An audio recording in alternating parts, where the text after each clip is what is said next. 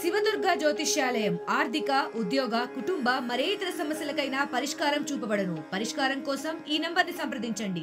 రాష్ట్రంలో ఉన్నటువంటి పిఠాపురం నియోజకవర్గం రాజకీయాలు రోజు రోజుకి హీటు పుట్టిస్తున్నాయని చెప్పాలి. పిఠాపురంలో ప్రధానంగా జనసేన అధినేత పవన్ కళ్యాణ్ పోటీ, మరో పక్క అయితే సీనియర్ నాయకురాలు అలాగే ఎంపీ వంగా గీతా విశ్వనాథ్, మరో పక్కన కూడా రాజకీయాలు రోజు కూడా హీటు పుట్టిస్తున్న పరిస్థితి ఉంది. వంగా గీతా విశ్వనాథ్ ఇప్పటికే నియోజకవర్గంలో గడప గడప ఇంటింటికి వెళ్తున్నారు. అలాగే ప్రతి మూలమూలకు వెళ్ళి ప్రజలతోనే మమేకమవుతున్న పరిస్థితి, ప్రచారంలో ముందున్న పరిస్థితి. అదే జనసేనకు సంబంధించిన నాయకులు ఇంకా ఎక్కడ కూడా కనపడలేదంటూ పక్కన వైసీపీ నాయకులు కూడా విమర్శలు చేస్తున్న పరిస్థితి మరో పక్కన ఉంటే వంగా గీతా విశ్వనాథ్ ప్రజలు నియోజకవర్గంలో వెళ్తున్నారు. ఏ విధంగా ఉంటుంది స్పందన అనేది మాట్లాడే ప్రయత్నం చేద్దాం. మేడం చెప్పండి, నియోజకవర్గంలో మీరు ప్రకటించిన ముందు నుంచి కూడా ప్రచారంలో ఉన్నారు, ఇప్పుడు నియోజకవర్గంలో వెళ్తున్నారు, ఎటువంటి పరిస్థితులు ఉన్నాయండి? ఆల్రెడీ ఈ పిఠాపురం నియోజకవర్గానికి నన్ను క్యాండిడేట్గా డిక్లేర్ చేయడం నా అదృష్టంగా భావిస్తున్నాను. జగన్మోహన్ రెడ్డి గారు మరొకసారి పిఠాపురం ప్రజలకు సేవ చేసే అవకాశం నాకు ఇచ్చారు. మరి సాధారణంగా గత కొన్ని సంవత్సరాలుగా నేను పిఠాపురంతో నాకు అత్యంత సన్నిహిత సంబంధం ఉంది. పిఠాపురం ప్రజలు నన్ను ఒక ఆడబడుచుగా భావిస్తారు. నేను కూడా ఒక కుటుంబంలాగే ఉంటుంది పిఠాపురం అంటే. అట్లాగే ఇప్పుడు ముఖ్యంగా జగన్మోహన్ రెడ్డి గారు వచ్చిన దగ్గర నుంచి అంతకు ముందు నుంచి కూడా పిఠాపురంకి ఎప్పుడు ఏ వచ్చినా పిఠాపురం ప్రజలు ఏది ఉన్నా కూడా వంగా గీతగా ఎప్పుడు కూడా వాళ్ళు అందుబాటులో ఉంటారు. అలాగే ఇప్పుడు ఎంపీగా కూడా చాలా కార్యక్రమాలు నిర్వహించడం జరిగింది. మళ్ళీ నాకు ఈ అభ్యర్థిత్వం ఇవ్వడం జరిగింది. కాబట్టి ఇది కంటిన్యూ ప్రాసెస్ అవుతుంది. మొన్న అఫీషియల్గా క్యాండిడేట్గా నన్ను డిక్లేర్ చేయడం, నోటిఫికేషన్ వచ్చిన తర్వాత ఎన్నికలకు సంబంధించి మేము గ్రామాల నాయకులను కలుసుకోవటం, పెద్దల్ని కలుసుకోవటం, అలాగే గ్రామాల్లో ఉండే ప్రజల్ని కలుసుకోవటం జరుగుతూ ఉంది. ఈ విధంగా ముఖ్యంగా ప్రజలకి జగన్మోహన్ రెడ్డి గారి ప్రభుత్వం మీద నమ్మకం వచ్చింది. అంటే రాజకీయంగా ఒక వాతావరణం ఏమొచ్చిందంటే నెగ్గిన తర్వాత ప్రజలను ఓటర్లుగా చూడటం, నెగ్గిన తర్వాత నాయకులు వాళ్ళ సొంత పనులు చూసుకోవడం తప్ప ప్రజల గురించి, ప్రజల ఇబ్బందుల గురించి, గ్రామీణ ప్రాంతాల అభివృద్ధి గురించి ఎవరూ చూడలేదు. జగన్మోహన్ రెడ్డి గారు వచ్చిన తర్వాత ప్రభుత్వం అంటే నమ్మకం, రాజకీయ నాయకులు అంటే గౌరవం పెరిగింది. అంటే ప్రజలకి భరోసా ఏర్పడింది. మాకు ఎవరు వెనకాల ఉండాలి, ఆఫీసుల చుట్టూ తిరగాలి, లేకపోతే లంచాలు ఇవ్వాలి, లేకపోతే ఒక వ్యవస్థ చుట్టూ తిరగాలనే బాధ లేకుండా వాలంటీర్ సిస్టమ్ పెట్టడం ద్వారా, అదేవిధంగా సచివాలయ వ్యవస్థ ఏర్పడడం ద్వారా ప్రభుత్వాన్ని దగ్గరకు తీసుకొచ్చారు, పథకాలు ఇంటికి చేర్చారు. ఈ రెండింటి మీద జగన్ గారి మీద సంపూర్ణ విశ్వాసం, నమ్మకం ఏర్పడింది. అంటే జగనే మా నమ్మకం అనే భావన ప్రజల్లో ఏర్పడింది. దీనికి ఇక్కడ పిఠాపురం దగ్గరకు వచ్చేటప్పటికి జగన్మోహన్ రెడ్డి గారి మీద ఎంత నమ్మకమో, ముఖ్యమంత్రి గారు మా ప్రభుత్వం మీద ఎంత నమ్మకం, అదేవిధంగా వంగా గీత అనే అభ్యర్థి నా మీద కూడా అంత నమ్మకం ఉంది. ప్రజలకి పిలిస్తే పలుకుతారు, ఫోన్ చేస్తే మాకు సమాధానం చెప్తారు, ఏదున్నా చెప్తారు అనే విధంగా.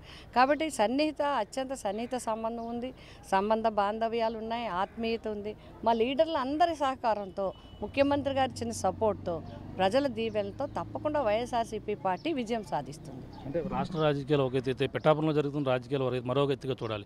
జనసేన అధినేత పవన్ కళ్యాణ్ పోటీ చేస్తున్నారన్న నేపథ్యంతో మొత్తం వైసీపీ ప్రత్యేక ఫోకస్ పెట్టింది. అలాగే మండలాలకు కావచ్చు, నియోజకవర్గంలో ప్రత్యేక ఇన్ఛార్జీలు కూడా ఏర్పాటు చేశారని ఒక ప్రచారం కూడా జరుగుతుంది. దీంట్లో వాస్తవం అంటే సాధారణంగా ఎన్నికల టైం వచ్చినప్పుడు ఇదేం కొత్త కాదు. ఏ ఎన్నికలు అయినా కూడా ఖచ్చితంగా ఎవరికాళ్ళు వ్యూహాలు, ఎన్నికల ప్రచార భాగంలో ఒక ప్రణాళిక సిద్ధం చేసుకుంటారు. అందులో భాగంగానే మాకు కూడా ప్రణాళిక సిద్ధం చేసుకోవడం జరిగింది. మాకు నాయకులు రావటం, మండలాలకి మేము చాలా కార్యక్రమాలు చేస్తున్నాం, మీకే చెప్పడం జరిగింది.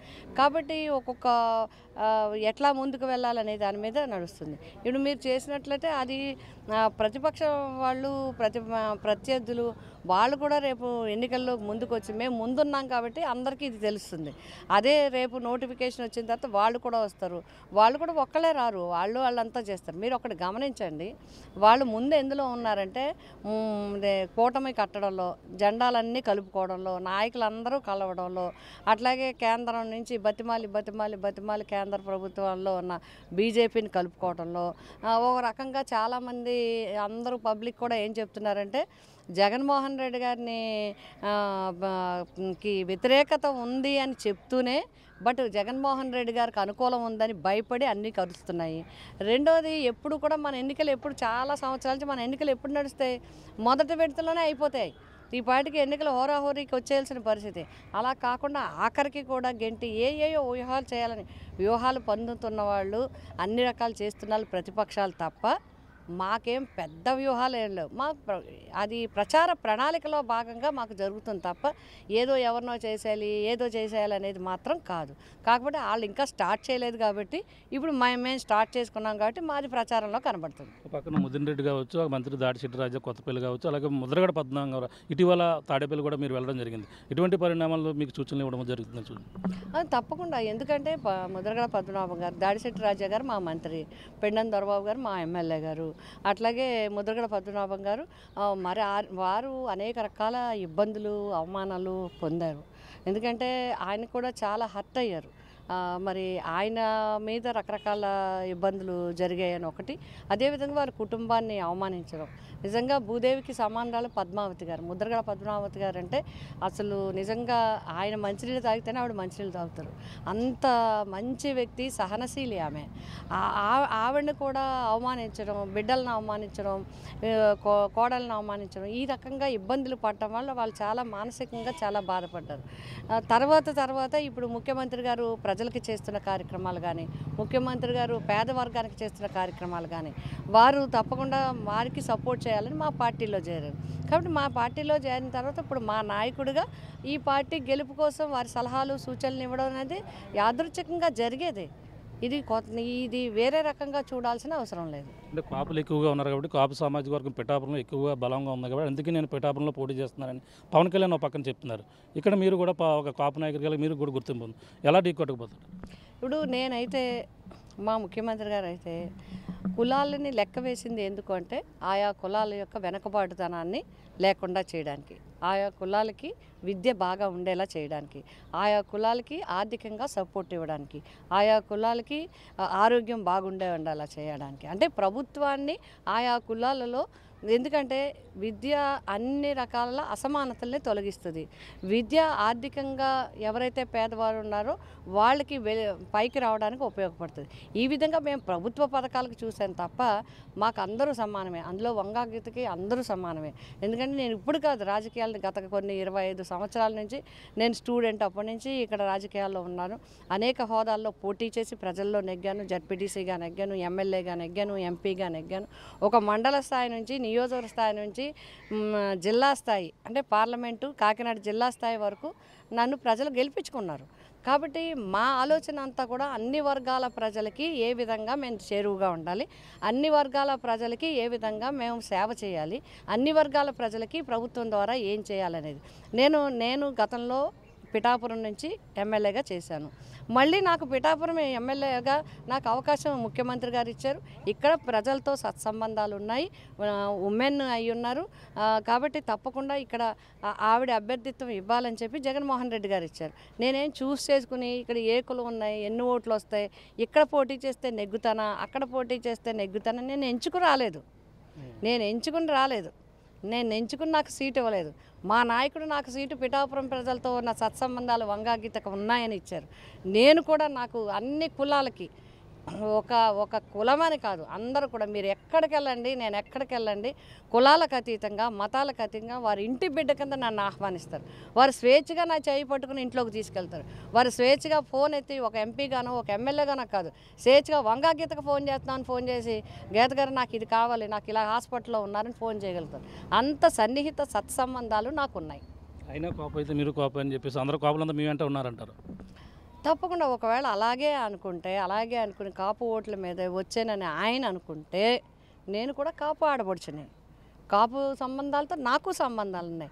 ఇతర వర్గాలందరితో ఎంత సంబంధం ఉందో తప్పకుండా నాకు ఉంది. నాకు బంధుత్వాలు ఉన్నాయి, స్నేహాలు ఉన్నాయి, వాళ్ళతో సత్సంబంధాలు ఉన్నాయి.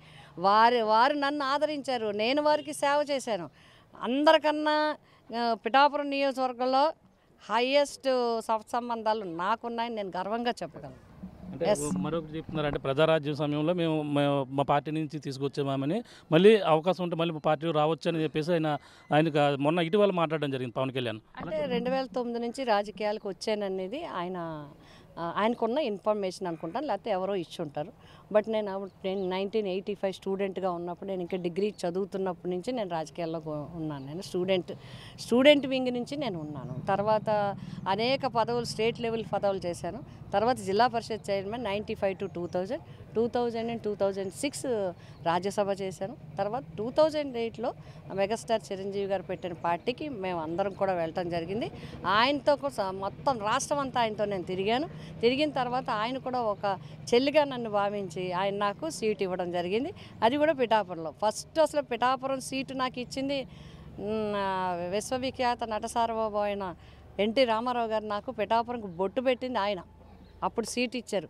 లాస్ట్ మినిట్లో ఆఖరి రోజు సీటు మార్పు చేయడం జరిగింది.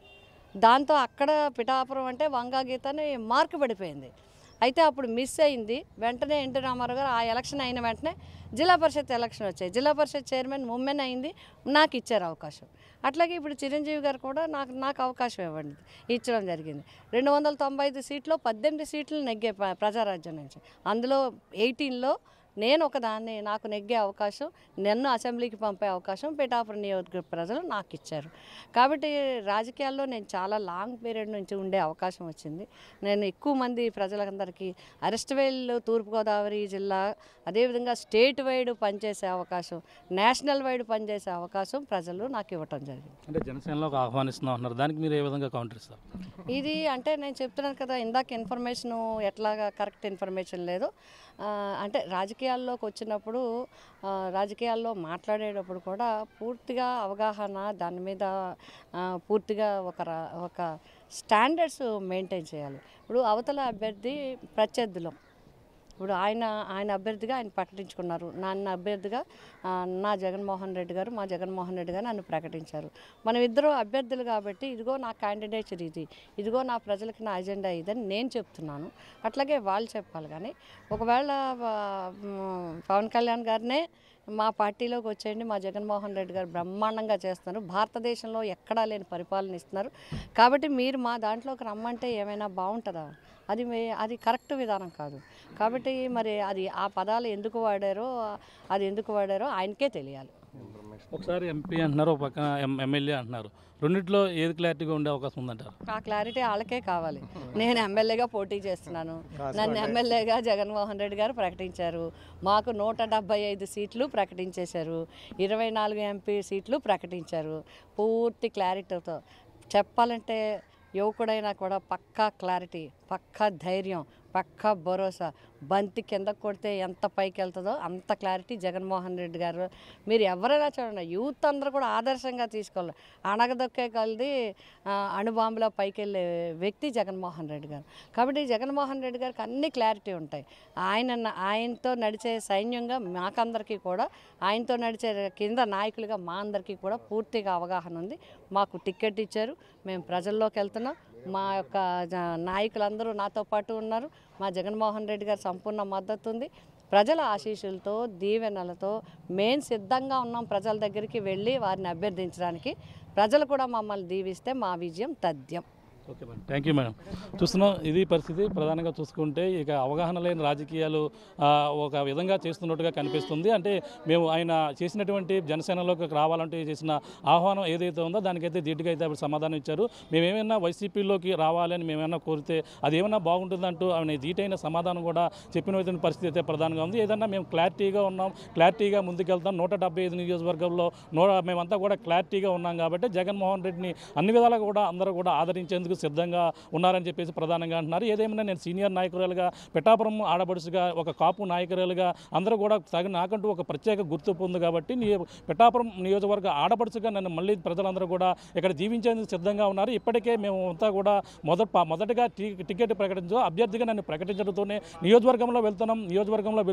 నియోజకవర్గంలో ఎటువంటి వ్యూహాలు వేయాలి, ఎటువంటి అభ్యర్థులను ఏ విధంగా చేయాలి, ఎటువంటి ఇన్ఛార్జీలు ఏ విధంగా వెళ్ళాలంటూ ఒక పార్టీ ప్లానింగ్ ప్రకారంగా వెళ్తున్న భాగంగా ఇన్ఛార్జ్ ఇన్ఛార్జీలు కావచ్చు వీళ్ళందరికీ ముద్రగడ పద్మనాభం వీళ్ళందరూ కూడా వస్తున్నారని చెప్పేసి అన్నారు. అంటే అవతల ప్రత్యర్థులు ఎవరైతే ఉన్నారో జనసేన సంబంధించిన ఎవరు కూడా ఇంకా పార్టీ ఎవరు కూడా ప్రచారం రాలేదు కాబట్టి ఎటువంటి వ్యూహాలు వాళ్ళకి ఎటువంటి కనిపించడం లేదు.